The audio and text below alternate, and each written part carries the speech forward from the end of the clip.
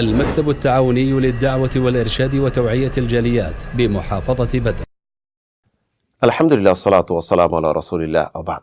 সুপ্রিয় দর্শক মণ্ডলী, আমরা এই পৃথিবীতে কাকে বন্ধু হিসাবে গ্রহণ করব?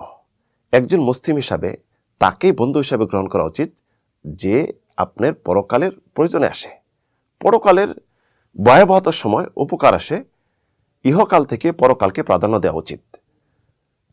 রাসূল সাল্লাল্লাহু আলাইহি ওয়াসাল্লাম ইরশাদ করেছেন, ইন্না লিল্লাহি ইবাদুন লাইসু বিআম্বিয়া ওয়ালা শুহাদা ইউকবিতুহুমুন নাবিয়্যুনা ওয়াশ শুহাদা আলা কুরবিহিম ওয়া মাকাদিম মিনাল্লাহি আযজা ওয়া জাল্লা ইয়াউমাল কিয়ামাহ।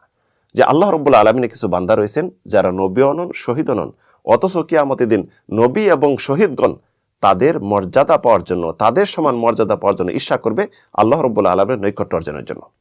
রাসূলুল্লাহ তাদের সম্পর্কে বলেছেন যে তারা আল্লাহ রাব্বুল আলামিনের জন্য বন্ধুত্ব করে, তাদের মাঝে কোনো রক্ত সম্পর্ক নেই, বংশের সম্পর্ক নেই, সে এই গোত্রের, আরেকজন ওই গোত্রের, সে এই দেশের, আরেকজন অন্য দেশের, তবে তাদের সাথে সম্পর্ক হলো ঈমানি সম্পর্ক, ধর্মীয় সম্পর্ক আল্লাহ রাব্বুল আলামিনের জন্য। এই সমস্ত যারা বন্ধুত্ব স্থাপন করে কিয়ামতের দিন তারা ভীত সন্তুষ্ট হবে না, তারা ভয় পাবে না, আল্লাহ রাব্বুল আলামিনের আরশের নিচে তাদের স্থান হবে।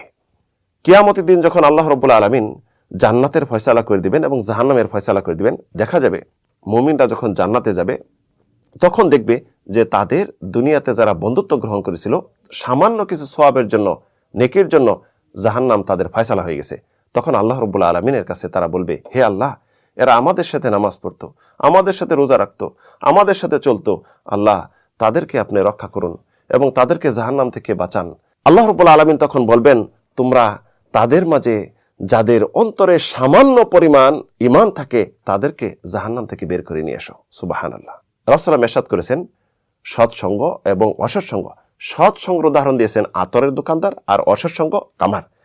আতরের দোকানদারের কাছে গেলে আপনি আতর হাদিয়া পাবেন, সুগন্ধি পাবেন, আর কামারের কাছে গেলে আপনার সবকিছু পরে সারকার হয়ে যাবে। তাই সুপ্রিয় বন্ধু, আপনি কাকে বন্ধু হিসেবে গ্রহণ করবেন? রাসূলুল্লাহ ইরশাদ করেছেন আল মারউ আলা দীনি খালিলিহি ফালয়ানদুর আলা মা ইউখালিল।